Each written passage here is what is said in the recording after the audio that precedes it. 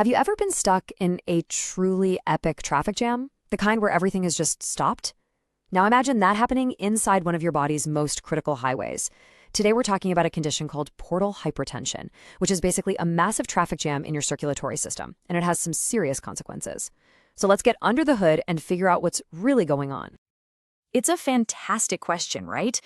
But before we can really dig into the chaos of the traffic jam, we first have to get to know the highway itself. All right, so let's talk about this internal highway.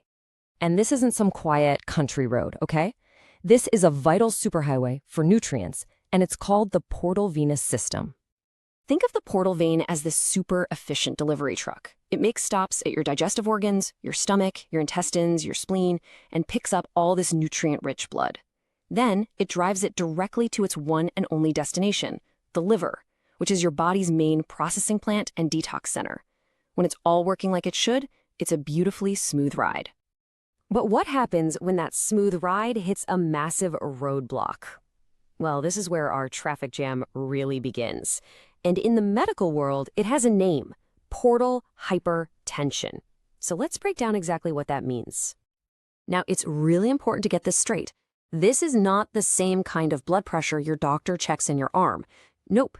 This is a very specific high-pressure situation in that highway system that leads to the liver.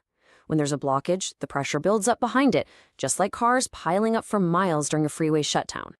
And these numbers, they really tell the story. Normal pressure in this system is really low, less than 7 millimeters of mercury. But with portal hypertension, it can pretty much double, jumping up over 10 or 12. Now, that might not sound like a huge leap, but that level of force is what starts to trigger all the serious body-wide problems. So here's the perfect before and after picture. On one side, you've got the ideal scenario. Blood is just cruising through the liver, easy peasy. But on the other side, you've got our traffic jam. The blood literally can't get through, so it starts to back up, creating this immense backward pressure in all the veins leading up to the blockage. So, since all of this is happening deep inside the body, how in the world do doctors even know it's there? Well, they have to become detectives, really. They're on the hunt for specific clues that point to this hidden pressure problem. And believe it or not, some of those clues can actually show up right on the surface.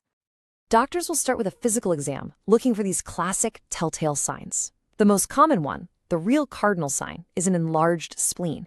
See, all that blood backing up engorges the spleen, making it swell. They also look for fluid building up in the belly. That's called ascites, a visible network of veins on the abdomen, and other changes like jaundice. And this is where the detective work gets really clever, because they can start to narrow down the cause. If the liver feels about normal-sized, the problem might be a clot in the portal vein itself, a blockage before the liver. But if the liver is enlarged, that points to a problem inside the liver. And the most common cause of that is cirrhosis, which is basically scarring of the liver that hardens the tissue and creates the roadblock. Now, this isn't just a static problem. That continuous high pressure sets off this really dangerous chain reaction. It's like a domino effect that can start to impact multiple systems all throughout the body. All that backed up blood has to go somewhere, So it starts looking for detours. It creates what you could call dangerous backroads. It forces its way into these tiny, fragile veins, especially in the esophagus that were just never designed to handle that kind of high pressure. These veins swell up, forming what are called varices, and if they rupture, it can cause catastrophic, life-threatening bleeding. And it doesn't even stop there. Remember how the liver is supposed to be filtering the blood? Well, when it's all congested, it can't do its job properly. So toxins like ammonia can completely bypass it and travel straight to the brain. This is a very serious condition called hepatic encephalopathy, and it can cause confusion, disorientation, and in the worst cases, even a coma. And the dominoes just keep on falling. That enlarged spleen we mentioned, it can become overactive and actually start trapping and destroying blood cells, a condition called hypersplenism. The pressure can also get so severe that it messes with blood flow to the kidneys, leading to another major complication called hepatorenal syndrome. It just goes to show how connected everything really is. So, with all these potential dangers on the table, what's the plan?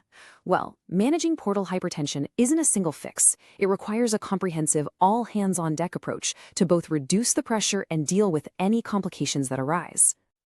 And managing this is absolutely not a one-person job. It takes a whole coordinated team where everyone has a specific role. You'll have a hepatologist who specializes in the liver, a gastroenterologist to handle things like bleeding, and even a dietitian to carefully manage nutrition and fluid balance. If a bleeding emergency happens, the response has to be swift and methodical. The absolute first priority is the ABCs: airway, breathing, circulation. You stabilize the patient. They'll immediately get 2 IV lines in, monitor vital signs constantly, and get blood products, plasma, platelets, the whole deal, ready to replace whatever's been lost. Vitamin K is also given to help with clotting. Now, if the bleeding doesn't stop, the team escalates to more advanced interventions. They can do an endoscopy to place tiny little rubber bands directly on the bleeding veins to tie them off. They can use powerful drugs to constrict the blood vessels and lower the pressure. In the most critical cases, they might even need surgery to create a shunt that reroutes blood flow away from the high-pressure zone.